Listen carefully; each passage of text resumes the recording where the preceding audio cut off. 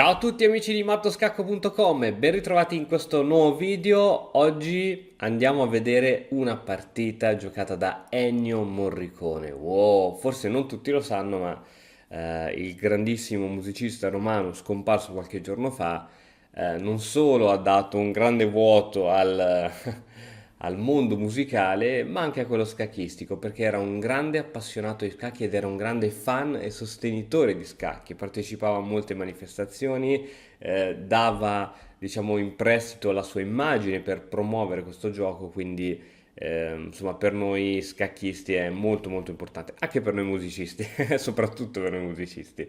Andiamo a vedere questa partita che ha giocato col nero contro il bianco, invece abbiamo il gran maestro Judith Polgar, una delle tre sorelle Polgar, uno dei più grandi maestri più forti al mondo.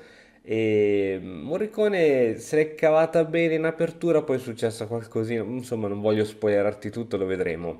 Quanto era forte Morricone a giocare a scacchi? Su vari siti internet ho letto che era una seconda nazionale, mentre su questo file che ho scaricato su internet vedo segnato il punteggio di Morricone attorno ai 1800, quindi possiamo dire che la sua forza di gioco stava dai 1700 ai 1800 punti.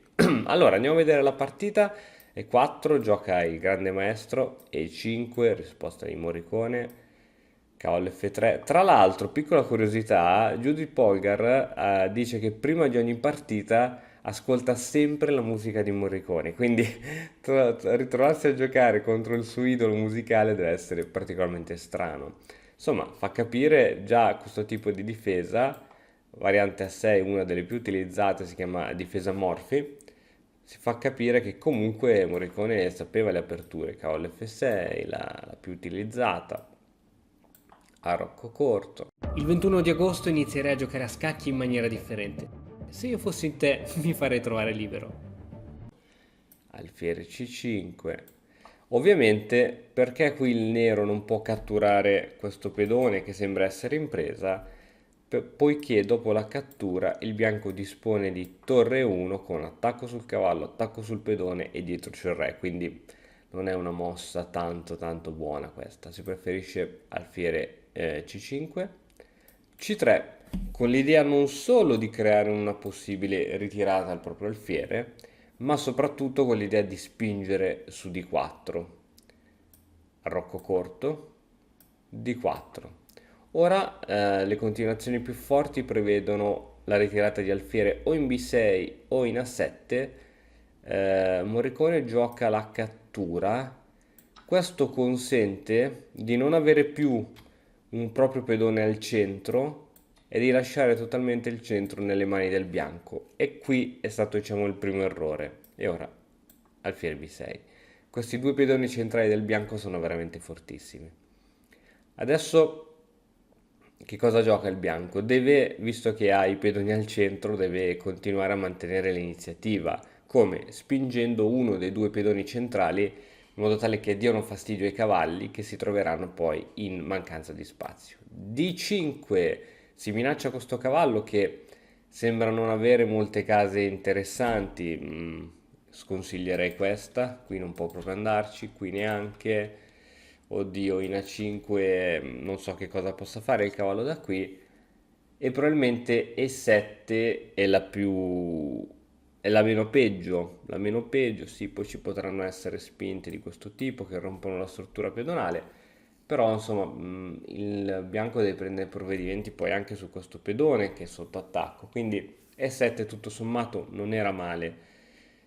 Qui invece altro errore, cavallo in A7. Wow, il cavallo è completamente fuori gioco, completamente, ma proprio completamente. Qui non può più, anzi, qui non può più tornare e qui non è una casa troppo buona per il cavallo e comunque si trova fuori gioco. Quindi il vantaggio del bianco si fa sempre più consistente.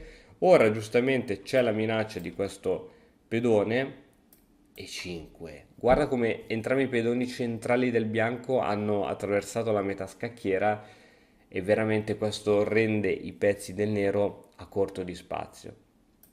Cavallo G4, questo cavallo ovviamente è perso anche lui, quindi il nero troverà il modo per salvare in qualche modo questo cavallo. H3, giustamente una ritirata in H6 non avrebbe portato a nulla poiché il bianco avrebbe potuto cambiare. Dunque si fa questa manovra dove in realtà non si vince nulla, poiché si dà in cambio un cavallo e un alfiere per pedone e torre, quindi uno scambio assolutamente equo, nessuno dei due giocatori ci guadagna nulla, se non altro Morricone si è tolto questo cavallo. Il problema però è che si è tolto anche questo alfiere in B6 che era molto forte, e quindi adesso in effetti non ha pezzi sviluppati il nero, mentre il bianco ha due pedoni centrali, un cavallo, un alfiere molto forte, la donna che presto sarà attiva e vediamo come il nero sarà in grado di tenere l'iniziativa. Torre in E8, cercando di fare pressione su quei pedoni centrali, donna di 3. La donna si posiziona su una casa che gli permette di avere il controllo anche di questa diagonale e quindi si possono progettare anche mosse di questo tipo, attacchi di questo tipo e insomma. D'altronde il re è scoperto. L'arrocco senza il proprio cavallo F6 è molto debole e quindi è facilmente attaccabile dall'avversario. B5 è un'ottima risorsa difensiva del nero per portare l'alfiere in B7 e scacciare questo alfiere, però da un lato aiuta anche a riorganizzare le proprie forze, no? Si è appena creata una batteria di alfiere donna, ora chiaramente bisogna difendersi, G6 sembra essere l'unica difesa. Qual è il problema di G6? È che indebolisce le case scure attorno. Tieni bene a mente che questo pedone in G6 controlla questa casa scura e questa casa scura. Una volta che l'hai spinto, queste case scure sono deboli e sono praticamente a tiro dell'alfiere camposcuro. Noi tra l'altro abbiamo dato il nostro alfiere, dunque. Alfiere G5 è proprio la mossa che viene giocata, non si può spingere F6, non si può fare nulla, la donna è praticamente intrappolata, torre 7 sembra essere l'unica mossa possibile. A questo punto, visto che c'è questa inchiodatura, il bianco non ha fretta di catturare subito, quindi giustamente Polgar dice, ma io intanto mi gioco cavallo C3, finisco il mio sviluppo, tanto sono comunque in una situazione di vantaggio e resterò in una situazione di vantaggio. Donna F8 per togliersi dall'inchiodatura e ancora una volta il bianco non ne approfitta di catturare questa torre, ma cavallo in E4. L'idea è quella di portare più pezzi possibili in attacco, in realtà sta diventando un po' umiliante questa partita. F5 per cercare di togliere al cavallo quella casa, in realtà quella casa comunque rimane a disposizione del cavallo. Cavallo F6 scacco, Re G7. Il nero sembra che sia riuscito a trovare comunque una buona difesa, insomma questi pedoni sono solidi. Questo cavallo, ok, è impiantato all'interno dello schieramento del nero, ma attualmente non ci sono cose, sacrificio, cose strane. E Polgar trova una mossa molto carina e raffinata come Donna G3. Donna G3 fa innanzitutto pressione su questo punto, ma una sottilissima pressione raggi X sul re. E tieni a mente di questa pressione poiché fra qualche mossa ci tornerà utile. Re H8, ok, però Re H8 tiene comunque il re sulla stessa diagonale.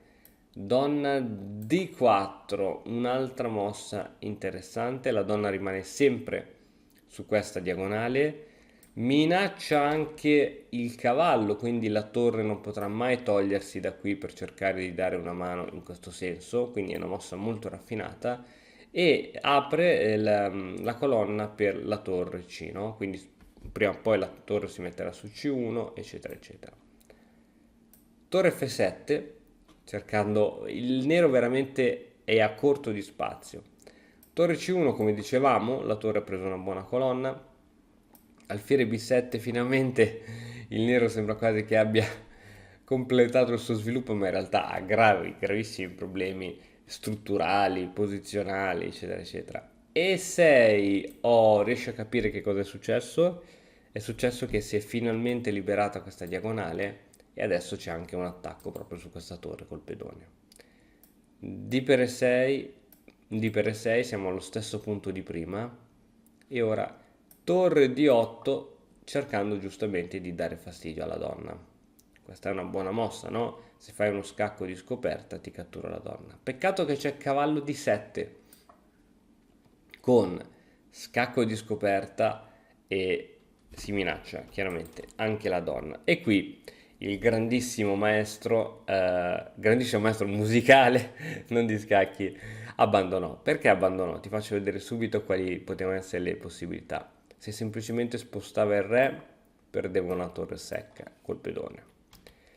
Se posizionava la torre a difesa del re c'erano due possibilità. O il bianco si pappava pian pianino, ops, sono andato troppo avanti, si pappava pian pianino questo cavallo, o addirittura poteva scegliere anche di papparsi la donna, il nero a sua volta pappava la donna e ora ci troviamo in questa situazione con due cavalli fortissimi, un alfiere che inchioda la torre, un pedone che va a promozione, insomma la partita è veramente persa.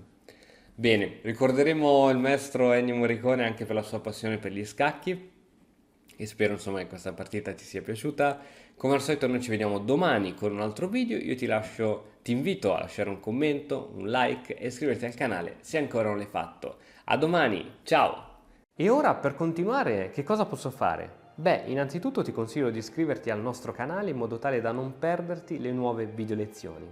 E poi puoi vedere il video che è stato più cliccato in questa settimana. Ci vediamo, ciao!